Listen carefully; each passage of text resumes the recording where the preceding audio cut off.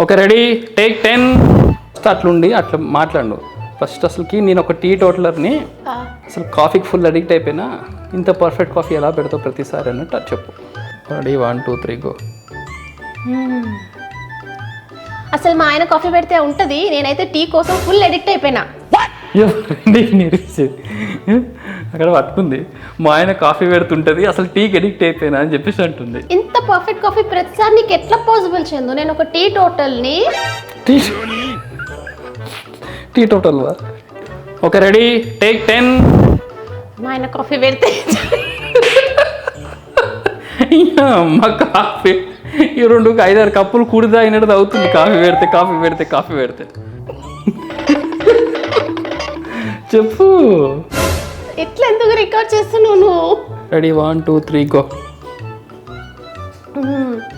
మా ఆయన టీ పెడితే ఉంటుంది. నాకు అసలు టీ కాఫీ ఏది అలవాటు లేకపోతుండే. ఇప్పుడైతే టీకి కాఫీ ఎంత అయిపోతుంది నీ అవ్వ. నేను అసలు టీ కాఫీ ఏది అలవాటు లేకపోతుండే.